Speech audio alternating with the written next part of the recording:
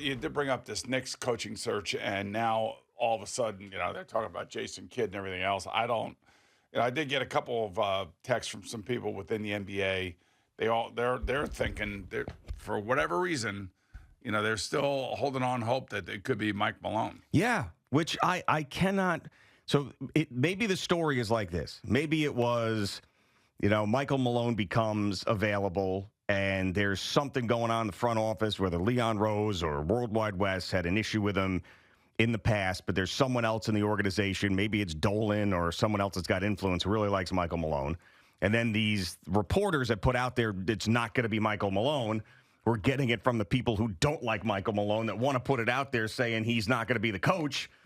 And then within the organization, as they're looking around and they're going, okay, well, maybe we can't trade for Jason Kidd, or maybe we can't trade for Eric Spoelstra, and Jay Wright doesn't want to come here, and we don't want to go to the Van Gundy road. Then all of a sudden they're like, well, hell, Michael Malone's out there. He grew up in Astoria and won an NBA championship. Why aren't we talking to this guy? Yeah, I don't know what's going on here, but the more I sense about all of this stuff, and we're talking about World Wide West, and we're talking about Leon Rose and whose decision this is. I mean, the more you read, the more you hear, the more people that are so engrossly involved with the Knicks, the more this sounds like a shoot from the hip firing of James Dolan. That's what it feels like me now. Like last week, I thought. Really? Yeah, last week I thought there could be all this Shiv stuff going on and everything else. Listening to the player or listening to most of the stuff that has been written about. And again, we're speculating because the Knicks have done a really good job of really tightening the ship down and not letting things out. And we haven't really seen much out there. But initially I thought, okay, this could be a worldwide West. Get this guy out of here, get my buddy in here, get Johnny Bryan in here. Maybe that was it. But then after hearing that he sat in there, James Dolan sat in with Leon Rose with the player meetings and everything. Now I'm starting to think that, this has got to come from the owner. Like if the players were complaining they were playing too much, or, Mikal Bridges said something like, if they asked him, like, why did you say something like with 6 weeks to go in the season about playing time and all this other, stuff that we had read about, maybe Mikal Bridges says, well, he's stubborn. He didn't listen to us. And I wish he would have played guys more and would have taken some of the extra time off of us. But that means to me that maybe it is James Dolan. Maybe it is James Dolan saying, you know what, I'm going to give you $30 million and you're going to leave. I mean, because I can't imagine that Leon Rose is going to 1 year give him a $30 million contract extension and then literally 8 months later fire him. Yeah, I mean, we've seen that in other places, and the Knicks are one of those organizations that have the money and have done this in the past, so it's not all that surprising that they're paying someone not to do their job. They did it with how many coaches previous to this, but I mean, unless I see some sort of other reporting on it, I have to stand by the way I thought with Jim Dolan on this originally, was that when things are going well in the organization and he has someone there that he trusts to run it, that's when he'll take a step back. It was all those years where he couldn't find the right guy that was meddling so much.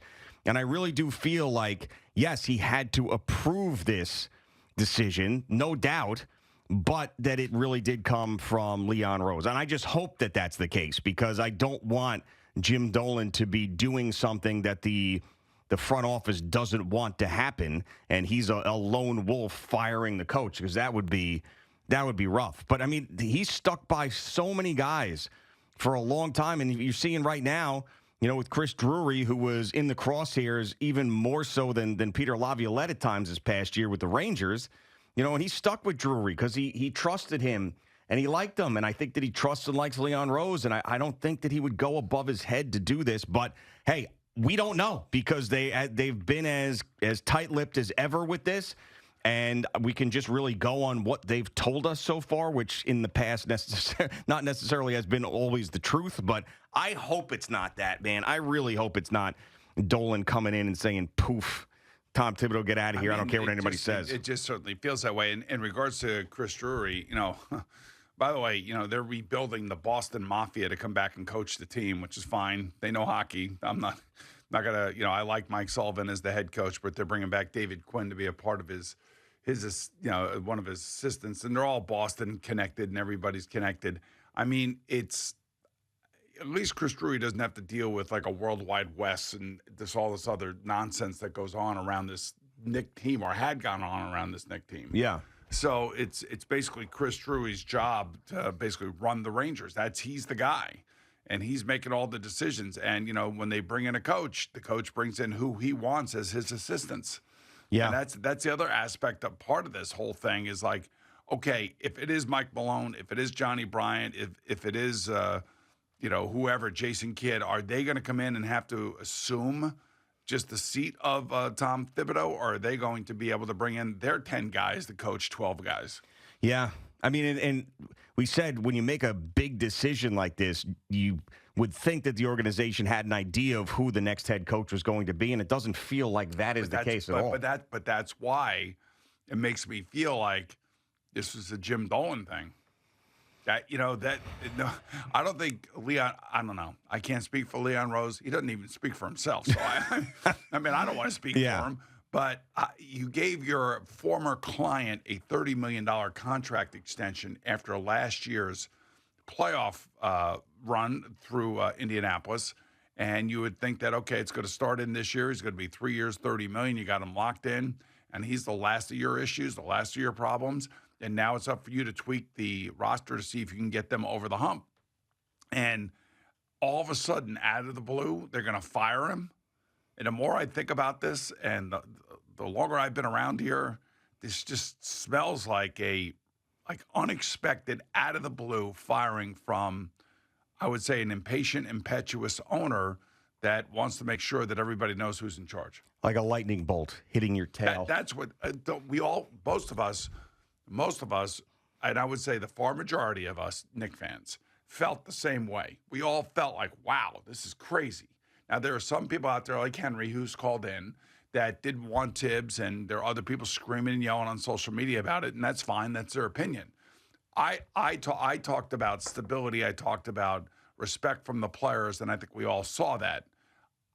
How this happens and why this happens can only be for one reason, and that is that the owner now all of a sudden, out of the blue, decides he heard something with the players, with the player breakup day meetings, and decided, you know what, I've heard too much negativity, and I'm getting rid of them, and we need somebody else in here. Man, I really hope that's not the case, because that is a dangerous road to go back down.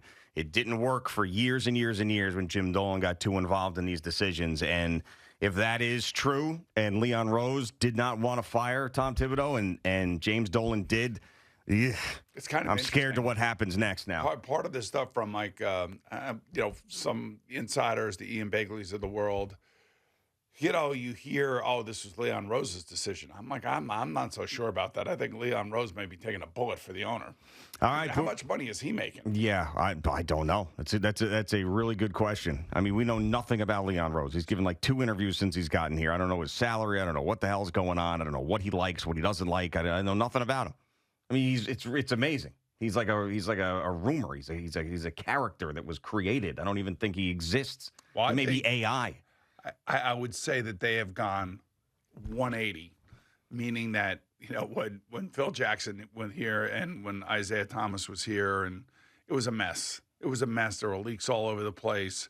Everybody was, I think the Garden was getting tired of all the media leaks and the way the media was treating the Garden and the way they were treating Jim Dolan, and you could just see it and you can understand it. And then when Leon Rose came here, he just said, "I'm shutting the whole thing down," which I think is part of the stability aspect of the Knicks over the last 5 years has been him shutting all that crap down and all that access down, and then everybody working for him basically not, leaking things. Yeah, it's just unfortunate that we went from this epic run that we hadn't seen in over 2 decades to the uncertainty that we sit here today with. It just kind of stinks. It felt like everything sort of fell apart. All the goodwill around the organization has been put on pause for at least this time, and we'll see who the next guy is if it reignites the fans that didn't want to see Tibbs go. And I do feel it's a little bit generational. I think that the Knicks fans that saw success in the past didn't want Tibbs gone. I think the younger Knicks fan that thought Carmelo Anthony was the greatest player they'd ever seen, those are the people that wanted Tibbs gone. Yes, and I think they're wrong. And my warning to those young fans is be careful for what you wish. because you had something that was building and was getting good and was solid. And like I said about, like, if I were paying the coach, I want the coach that's going to be there, is going to be married to the team, that's going to be preparing the team, that's going to be spending time at the facility, that's not going to be out, hitting the bars at 5 o'clock at night. You know what I mean? And I really felt like Thibodeau was that type of guy. At least that was my impression of him. And the people that know him, that I know, all speak really very highly of him. We haven't seen one bad thing said about him and we would never expect to see this, but from any former coach or any other coach, like the stuff that Rick Pitino was saying.